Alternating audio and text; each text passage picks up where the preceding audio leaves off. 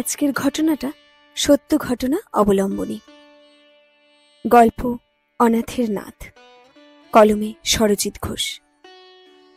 লাল টকটকে বেনারসি পরবে, গা ভর্তি থাকবে গয়না, আর মাথায় থাকবে একটা সোনার মুকুট। চারিদিকে আলোর রোশনাই, সঙ্গে সঙ্গে সানাই বাজবে।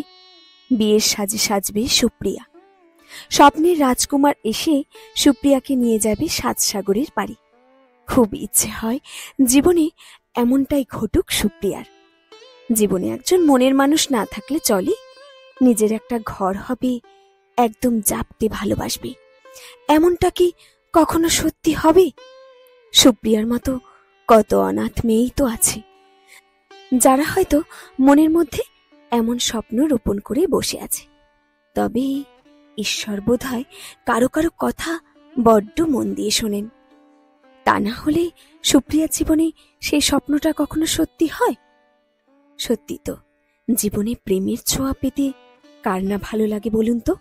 হঠাৎ করে সুপ্রিয়ার জীবনে হৃদয় রাঙাতে এলো একজন মানুষ। ছেলেটির নাম উদয়। উদয় আবার পুরুলিয়ার বাগমুন্ডির ছেলে। সহজ সরল সাদাসিধে জীবনযাপনে অভ্যস্ত পাহাড়ি ছেলে উদয় অত মারপ্যাচ বোঝে না, অত জটিলতা বোঝে না, কিন্তু অদ্ভুতভাবে ভালোবাসতে পারে। তবে উদয়ের সাথে সুপ্রিয়ার পরিচয়টা বেশ ইন্টারেস্টিং। সুপ্রিয়ার খুব কাছের বন্ধু হলো সুবর্ণা। সুবর্ণা কথা বলতে পারে না, কানেও শুনতে পায় না, সবকিছু ইশারায় চলে। সুবর্ণার সমস্ত ইশারা বুঝতে পারে সুপ্রিয়া।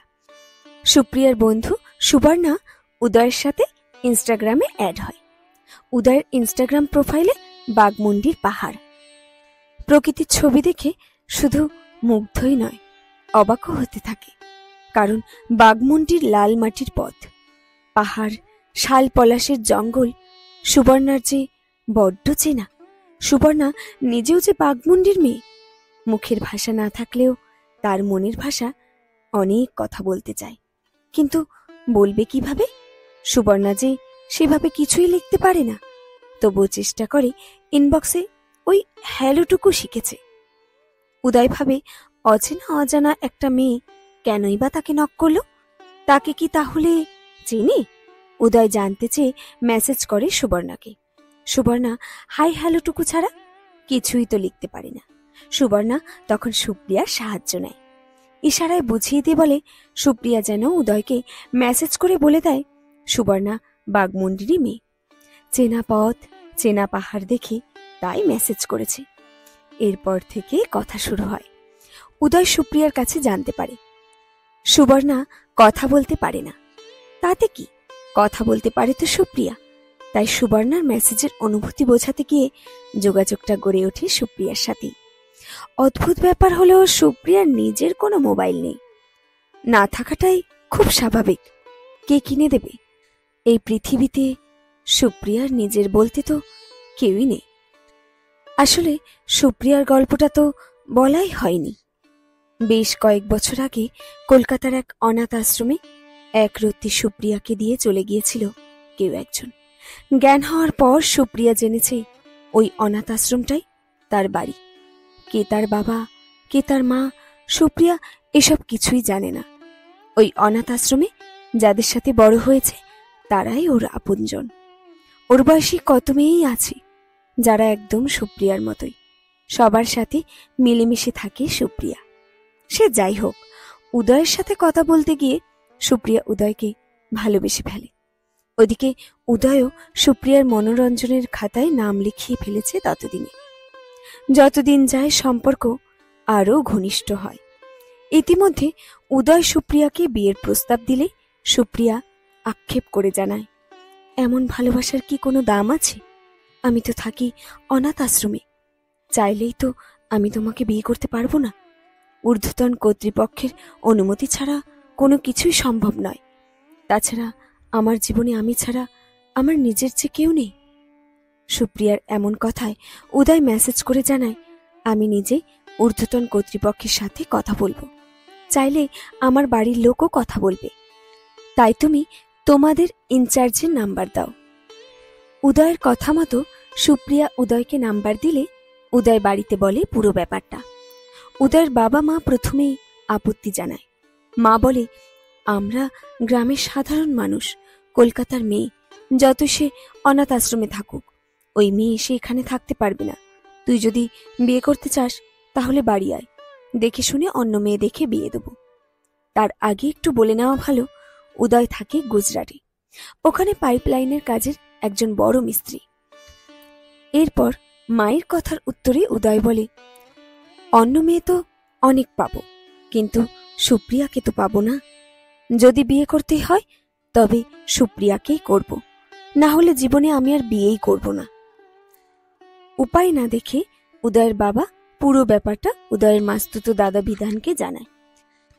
বিধান নিজে কথা বলে ওই ওয়েলফেয়ার সোসাইটির সাথে। ওনাদের থেকে সবুজ সংকেত পেতেই কলকাতার ওই অনাথ আশ্রমে যাওয়ার জন্য একটা ডেট ঠিক করে। ততদিনে উদয় গুজরাট থেকে ফিরে গেছে। গত 24 তারিখ উদয় মা বাবা আর ওই দাদাকে সঙ্গে নিয়ে কলকাতার ওই অনাথ আশ্রমে পৌঁছে যায় একদম সকালে। সকালে অফিস খুললে লিগালি প্রসেস শুরু হয়। তার আগে সুপ্রিয়ার সাথে উদয় এবং উদয়ের সৌজন্যমূলক সাক্ষাৎ হয়। এই প্রথমবার দুজন দুজনকে একদম সামনে থেকে দেখে। তার আগে অবশ্য দেখা হয় ভিডিও কলে।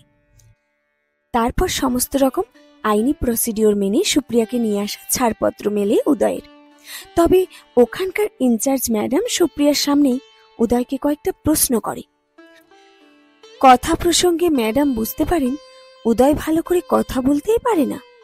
ম্যাডাম আরও একবার ভেবে দেখবার কথা বললে সুপ্রিয়া জানায়, ও ভালো করে কথা বলতে না পারলেও ওর কথা আমি বুঝতে পারি। তাছাড়া আমি সবটুকু জেনে ওর সাথে এগিয়েছি।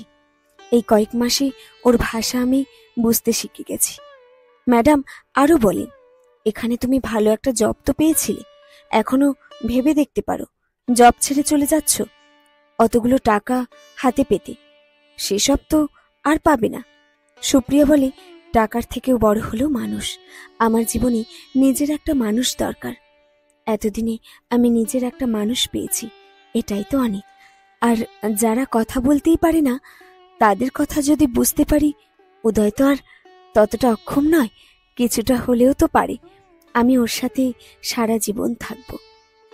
ম্যাডাম হেসে বলেন, হ্যাঁ, কথাটা ঠিকই। তোমাকে আটকে রাখার অধিকার আমাদের নেই, আর তোমার ভালোবাসার অধিকার থেকে তোমাকে বঞ্চিত করতেও পারবো না। তুমি তোমার ভালোবাসার মানুষের সাথে থাকবে, এটাই স্বাভাবিক। ভালো থেকো। আজ থেকে তুমি একটা নিজের ঘর পেলে। সেই সঙ্গে উদয়কেও ম্যাডাম বলেন, প্রায় 20 বছর আমাদের কাছে ছিল। সুপ্রিয়াকে ভালো রাখার দায়িত্ব কিন্তু তোমার। একটা বাসা ছেড়ে যাচ্ছে, আর একটা বাসা গড়বে বলেই, তাতে তোমার ভালোবাসা যেন কম না পড়ে।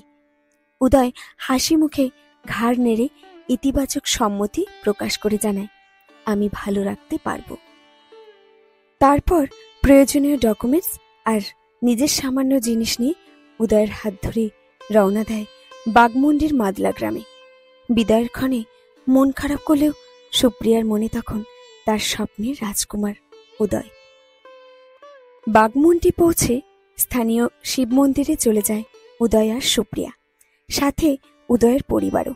খুব ইচ্ছে ছিল বেনারসি পরে বিয়ের সাজে সাজবে, যেমন আরও 5টা মেয়ে সেজে ওঠে ঠিক তেমনি। ভগবান বোধহয় এটুকুও শুনেছিলেন।